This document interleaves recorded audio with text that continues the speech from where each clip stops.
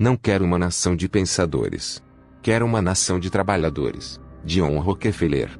Nesse vídeo você vai entender o significado dessa frase, e como a elite modulou o sistema educacional para criar pessoas que fossem trabalhadoras e obedientes sem senso crítico, só vivendo abaixo de ordens. O bilionário John Rockefeller no final dos anos de 1800 tinha um problema, na verdade um grande problema, com a Revolução Industrial e um império gigante de petróleo. Não conseguia encontrar escravos assalariados suficientes para manter as rodas girando. Ao contrário de hoje em dia que você pode simplesmente fazer post de trabalho online e um bando de trabalhadores virão. A maior parte da América vivia uma vida simples em fazendas, eram educados nas casas. Eles frequentavam escolas dirigidas por igrejas. Eles não sabiam como trabalhar em uma fábrica ou em uma refinaria de petróleo. Não foram condicionados a entrar e sair. Então você precisava de uma maneira para educar essa geração em escala, para que eles pudessem trabalhar para você. No entanto, não queremos educá-los muito. Agora lembremos do que conhecimento é perigoso. Há uma razão pela qual os escravos não tinham permissão para aprender a ler ou a escrever. Então, se você vai educar as massas, você tem que tomar cuidado. Ensine-os demais e eles se tornarão ambiciosos pela independência. Eles vão pensar por si mesmos e se tornarão seus concorrentes. Em vez disso, você quer ensiná-los apenas o suficiente para que eles possam manter o seu império funcionando bem feliz. Então o que você fez? Mande seus filhos para uma escola pública gratuita financiada pelo bom e velho Rockefeller. Para o resto do mundo você parece um santo. Você está dando educação gratuita àqueles americanos ignorantes e incivilizados. Mas você e eu sabemos a verdade. Acenar com a perspectiva de educação gratuita na frente de milhões de pais americanos. Você conseguiu enganá-los para que entregassem seus filhos aos estados durante 8 a 12 anos dos mais formativos de uma criança. Você os condicionou exatamente a serem quem você deseja que eles sejam. Decidir o que eles aprendem e o que não aprendem. Você pode decidir como eles veem o mundo. Você pode condicioná-los a ter medo, a ser obediente e não perseguir os seus sonhos, de aceitar a mediocridade. Você ensina que eles têm que seguir ordens.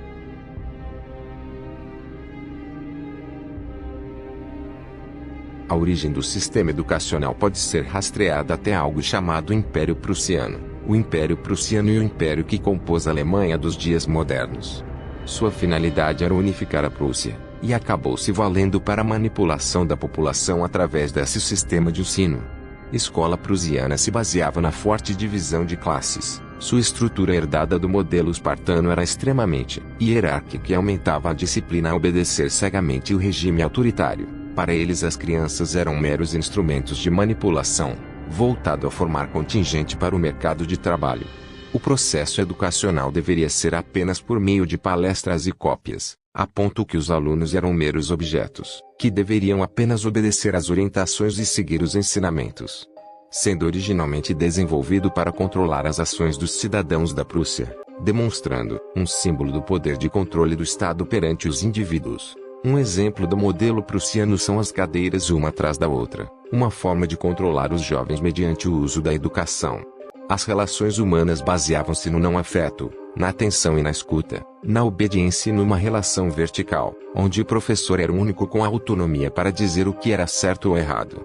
As notícias sobre o modelo de sistema escolar de doutrinação criado na Prússia espalharam rápido. Em poucos anos, educadores das Américas e da Europa visitaram a Prússia para se capacitar no novo modelo de despotismo, buscando perpetuar modelos elitistas e divisão de classes. Desta forma, a escola nascente no mundo positivista regido por uma economia industrial, portanto buscando os melhores resultados com o menor esforço e investimento possível, aplicando formas científicas leis gerais. John Rockefeller e outros magnatas como Andrew Carnegie e J.P. Morgan, sabendo do modelo de controle prussiano, e como eles precisavam de mais trabalhadores para suas indústrias porque mão de obra era escassa naquela época, decidiram fazer o mesmo na América. Financiaram a escolarização obrigatória através de suas fundações de investimentos financeiros. O modelo de escola atual se completou com o avanço das pesquisas sobre o controle das massas e até mesmo teorias de superioridade racial. Não é de se notar que os primeiros estados com o sistema prussiano foram, com o passar das gerações, focos de xenofobia e nacionalismo extremo. A Revolução Industrial precisou criar uma nova mentalidade nas pessoas para que o sistema produtivo pudesse funcionar. Sem uma nova ordem social, o modelo empregador versus empregado não teria sucesso. Com isso, Todo o sistema educacional foi cuidadosamente planejado a fim de que o ambiente tornasse natural o desejo pelo aprendizado escolar e seguir seu conjunto de regras e valores. A proposta era estudar 20 anos, trabalhar 40 anos e viver aposentado por mais 20 anos. O sistema de ensino passou a ser desenhado para viabilizar a formação de uma mão de obra qualificada que permitisse o processo industrial crescer. Habilidades artísticas perderiam a importância e valor, mas as habilidades de produção é que seriam incentivadas. O pensamento filosófico era algo indesejável, pois o estudante aprenderia como trabalhar, focado em ter um bom emprego, um bom carro, uma boa casa, boas roupas, etc., ao invés de ser independente, consciente, participativo, livre. As famílias passam a incentivar seus filhos a estudar e obterem qualificações, pois o sistema desenhado compensaria os mais letrados com os melhores salários. A Associação Nacional de Educação foi o principal continuista desta ideia que visou preparar o mundo para o domínio da elite detentora do capital produtivo. O conceito em que se baseia este princípio é muito simples. Educa-se a população a pensar de uma forma homogênea, mantendo as crianças longe dos pais durante o horário escolar, onde lá os valores e hábitos são moldados. Os laços familiares são reduzidos, a capacidade de pensar sobre a própria existência e o pensamento filosófico é reduzido, para não dizer eliminado. O propósito da educação é mudar pensamentos, sentimentos e ações no estudante. Estadistas poderosos, como Hitler e Stalin, utilizaram-se desta modelagem para poder implantar seus planos de Estado. Como ter uma população complacente que não se opõe ao regime de poder. As habilidades que são desenvolvidas e incentivadas estão relacionadas com as habilidades técnicas para a geração da mão de obra produtiva apenas. O fundamental é estar ajustado a um comportamento desejado. Um comportamento de massas, previsível e desejado. O estudante passa a ser parte deste grupo e se sente confortável com isso, pois este é o padrão de normalidade. Ter boas notas nas disciplinas, que já foram meticulosamente selecionadas, dá direito a recompensas. O sistema vai premiar o bom comportamento, induzir a discriminação e denúncia de quem não está ajustado a este sistema. A escola é uma forma de adoção onde você entrega seu filho aos cuidados de estranhos. Você aceita uma promessa implícita de que o Estado e seus agentes sabem melhor como criar seus filhos e educá-los do que você, seus vizinhos, seus avós ou suas tradições locais fariam. E que seus filhos ficariam melhor por esta adoção, de forma que quando eles voltam para casa, e a maioria não quer voltar, seus pais são uma forma de estranhos amigáveis. Por que não estranhos? Nas horas chaves do crescimento daquela criança, são estranhos que cuidaram da criança. Agora observe as crianças, estranhos amigáveis, que são você e eu. Independente de nossa boa vontade, nossos talentos individuais ou inteligência, nos sobra tão pouco tempo com nossos filhos diariamente que é impossível conhecermos informações vitais suficientes a respeito de um filho em particular, para moldar uma série de exercícios para este filho. Então o que fazemos é aceitar. E se não aceitarmos, somos despedidos ou chantageados. Aceitamos as prescrições do Estado que estão escritas em manuais para fazer isto ou aquilo. Depois, a forma que o Estado verifica se você está seguindo direitinho a dieta é fazendo provas periódicas.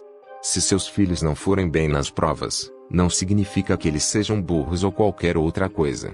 Significa que eles não foram obedientes às regras do Estado. Daí a criança é destacada do sistema e transferida para um tratamento especial, carimbadas para serem excluídas da sociedade responsável, excluídas de universidades que lhes dariam acesso a estudos de qualidade que lhes dariam licença para obter empregos que pagam mais. Um jovem que preferisse estudar música e deixasse de estudar matemática e física não iria passar de ano, consequentemente seria um excluído. Para ter acesso ao ensino musical de qualidade numa universidade, teria que se ajustar ao sistema. Ela confunde a criança. Ela representa um compêndio de informações que a criança precisa memorizar para permanecer na escola. Exceto pelas provas, é muito parecido com a TV, preenchendo quase todo o tempo livre da criança. Alguém ouve e vê algo, apenas para esquecer novamente. Ela ensina a aceitar a filiação à classe. Ela a torna indiferente. Ela a torna emocionalmente dependente. Ela ensina um tipo de autoconfiança que requer constante confirmação por especialistas, autoestima provisória. Ela deixa claro que não dá para se esconder, pois elas estão sempre sendo supervisionadas. O mesmo foi descrito de forma mais elaborada por Frederick Gates, consultor de negócios dos Rockefeller. No nosso sonho, temos recursos ilimitados e as pessoas entregam-se com perfeita docilidade às nossas mãos modeladoras. As atuais convenções educacionais desaparecem das suas mentes, e, desobstruídos da tradição, trabalhamos a nossa própria boa vontade sobre um povo rural agradecido e receptivo. Não devemos tentar transformar estas pessoas ou qualquer um dos seus filhos em filósofos ou homens de erudição ou ciência. Não devemos suscitar entre eles autores, oradores, poetas ou homens de letras. Não devemos procurar grandes artistas, pintores ou músicos, nem advogados, médicos, pregadores, políticos, estadistas, dos quais temos um amplo suprimento. O que é certo é que nos últimos 100 anos criou-se um sistema educativo seguindo os seguintes moldes: a verdade vem da autoridade, inteligência é a habilidade de recordar e repetir, a memória e a repetição são premiadas, a não conformidade é castigada, necessidade de conformidade intelectual e social. Uma educação centrada no hemisfério esquerdo. Como é óbvio, o resultado não pode traduzir-se numa população livre e pensante, com pensamento crítico e criatividade. E o resultado está à vista. Durante os últimos séculos fomos construindo nossas escolas de uma forma muito parecida com as prisões e fábricas, priorizando o cumprimento de regras e controle social. A escola foi pensada para formar cidadãos obedientes, consumistas e eficientes. Pouco a pouco, como pessoas acabam de converter em números, tolerar estatísticas como exigências e opressões desse sistema acabam desumanizando a todos porque vão além de diretores, professores, coordenadores e inspetores escolares. A realidade é que a essência da escola prussiana está impressa na estrutura da nossa escola atual: exames sofridos e divisão de idades, as aulas obrigatórias, os currículos desvinculados da realidade e um sistema de apoio sobre os professores e as crianças, o sistema de castigos e castigos, os horários restritos, a separação da comunidade e a estrutura vertical, hierárquica. Tudo isso continua fazendo parte das escolas do século XXI. A escola não é sinônimo de educação. A escola pode ser um velho mapa da sabedoria, mas a educação é o território onde todo o aprendizado acontece, e isso pode acontecer em qualquer lugar. O que é uma boa educação? Conseguir que um maior número de crianças alcancem um padrão de qualidade, que acumulam conhecimentos e ferramentas que não lhes interessam para ultrapassar barreiras que os outros o impõem. Não era o objetivo da educação alcançar uma boa sociedade de vida mais igualitária, justa e fraterna. Tudo o que sabemos sobre a educação, toda a nossa forma de entender a escola, tudo o que dissemos que temos que aprender na vida e que devemos ensinar aos nossos filhos. E se tudo está errado nos dias atuais? O sistema educacional que é um pouco ultrapassado. Não tem sentido o ensino fundamental não conseguir capacitar uma pessoa de baixa renda, um estudante, para entrar numa universidade federal que seria gratuita para ele, ou paga por meio de impostos. Realmente, algo de muito errado com esse sistema, sem dúvida que há, e ele precisa ser reformado. Com isso, eu concordo bastante. No Brasil até hoje é adotado o modelo prussiano.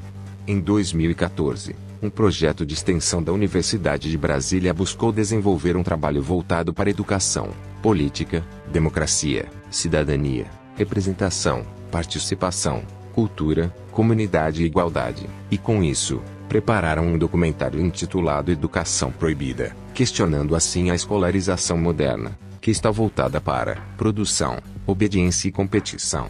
Interessante perceber que este trabalho faz uma proposta de um novo modelo educativo, humanizado, criativo e libertador. Entretanto, alguns professores que ousaram usar tal modelo foram discriminados por não usarem o modelo prussiano, tão obsoleto porém efetivo para a criação de uma massa de manobra, o que é conveniente para o sistema por imposição de uma concepção política. O modelo prussiano é tão eficiente em relação à manipulação e alienação que Lima e Neves, no artigo Fundamentos da Educação Escolar do Brasil Contemporâneo, esclarecem que este modelo, conhecido também como tendência prussiana ou passiva, é um modelo que fortalece o Estado, já que manifestações via prussiana são vistas como revoluções passivas.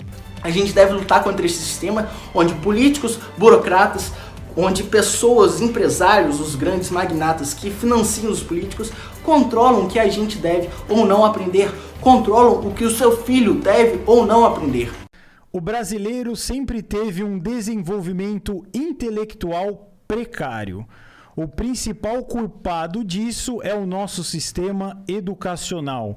é um grande problema de ignorância de massas sobre as percepções econômicas mais básicas. Eu não acredito que nada que venha do Estado será efetivamente bom. Vai ser médio. Isso é que a maior parte do sistema é bizarro. Porque você aprende durante 18 anos, até o ensino médio, umas merda que você nunca vai usar. Porque a escola foi feita para alienar as pessoas. Você incentiva e ensina a pessoa a decorar coisas. Não incentiva ela a criar ou não incentiva a individualidade. Habilidades importantíssimas que deveriam ser ensinadas nas escolas. Número 1. Cuidar de si mesmo. Na escola aprendemos muitas coisas, muitas disciplinas. Mas quando o assunto é a mente humana, pouco se fala de nossos hábitos, sentimentos, frustrações. E normalmente enfrentamos essas situações na marra. Aprender a cuidar de si mesmo é uma habilidade fundamental. A importância do descanso é, na maioria das vezes, deixada de lado, assim como atividades físicas, meditação e uma alimentação saudável. E tudo isso bem trabalhado pode ajudar os nossos alunos a levar uma vida mais saudável e equilibrada. Número 2. Cuidar da vida financeira. Aprendemos matemática na escola, mas educação financeira passa bem longe, quando assuntos são finanças. Gerenciar o dinheiro não é algo fácil. Cuidar das dívidas, finanças e investimentos, entender sobre impostos e órgãos jurídicos. Aprender sobre essa habilidade pode mudar muito a sua vida. Número 3. Aprender finanças. Economizar. Ensinar o aluno a gastar menos do que ganha. A maioria das pessoas não entendem esse modo de viver. Ensinar desde cedo a colocar parte do que ele recebe no banco, ter um objetivo para as suas economias e zelar por ele, até juntar o suficiente para comprar o que tanto deseja, realizando sonhos. Controlar o seu dinheiro. Ensinar os alunos a desenvolver a habilidade de controlar o seu dinheiro. Ensinando técnicas simples, evitando maiores problemas quando for adulto.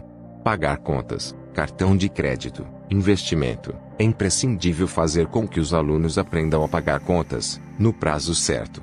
Fazer cheques, pagamentos online. Aprender a lidar com o cartão de crédito, pois ele pode ser em muitos momentos uma solução ou virar simplesmente um transtorno em sua vida. Ensinar a usar o cartão de crédito com responsabilidade é de suma importância, como evitar débitos enormes no final do mês, enfim, como usá-lo de maneira correta. Saber investir também é necessário. Ensinar também é necessário, como fazer e quais as melhores maneiras de fazer um investimento. Número 4. Aprender com os erros. A educação tradicional não nos permite a lidar com os erros e nos ensina a conhecer riscos e a respeitar regras. Mas há momentos na vida que precisamos confiar em nossos instintos, e que pode mudar a nossa vida. Por isso a importância de cuidar de si mesmo, conhecer a si mesmo, para aprender a lidar com os erros, tomar decisões que muitas vezes é crucial em nossas vidas. E para que isso aconteça, é preciso compreender as mensagens que nossa mente nos envia por meio de sensações, para saber a melhor forma de agir. Desenvolver essa habilidade é muito importante para que a vida não seja rodeada de dúvidas e incertezas. Número 5. Aprender a ter um pensamento crítico. Pensamento crítico, uma das habilidades mais importantes que não é ensinada na escola. Precisamos desenvolver o senso crítico em nossos alunos. Quantas vezes ouvimos coisas sem questionar, aceitar o que nos dizem e não refletir sobre aquilo, é a pior coisa. Os alunos teriam que ter o hábito de perguntar por quê, de procurar respostas, não simplesmente esperar que elas o encontrem, e de questionar a autoridade alheia. Nunca há apenas uma resposta certa. A conversa é o melhor caminho para treinar e desenvolver essas habilidades.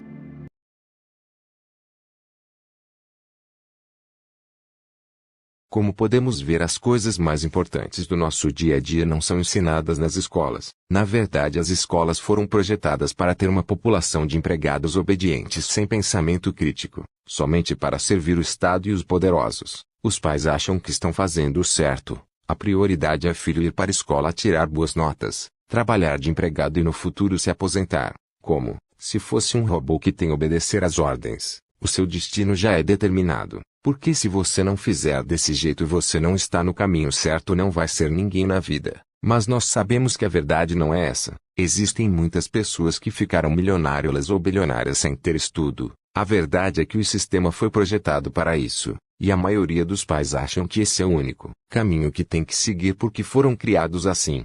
A primeira solução para os problemas atuais seria uma mudança no sistema educacional, mas como vimos o Estado não tem interesse nisso, ele gosta do jeito que está para manter as pessoas alienadas e obedientes. Mas hoje em dia temos um grande aliado para escapar desse sistema: a internet. Tudo que você quer saber basta ir no Google e pesquisar.